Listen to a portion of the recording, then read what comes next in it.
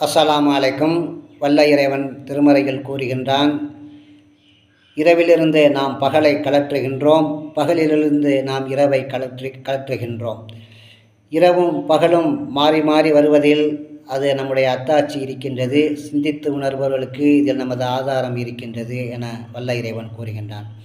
இரவே நிரந்தரமாகிவிட்டால் பகலை கொண்டு வருவது யார்? பகலே நிரந்தரமாகிவிட்டால் உங்களுக்கு இரவை கொண்டு வருவது யார் என வல்ல இறைவன் திருமறையில் கேட்கின்றான். இரவு நாம் ஓய்வெடுப்பதற்கு வசதியாக இருக்கின்றது. பகல் நாம் உழைப்பதற்கும் இன்னும் அது வெளிச்சத்திற்கு ஆதாரமாகவும் இருக்கின்றது. இரவோ பகலோ இரண்டில் ஒன்று நிரந்தரமாகிவிட்டால் நமது அன்றாட வாழ்க்கை முடங்கி போய்விடும். ஆகவே இரவு பகல் என்பது இறைவனுடைய அத்தாட்சியாக இருக்கின்றது. இறைவனுடைய படைப்புகளை சிந்தித்து அவனுடைய வல்லமையை விளங்கி அவனுக்கு நன்றி செலுத்தி புகழ்ந்து வணங்கி வாழ்வோம். அஸ்ஸலாமு அலைக்கும்.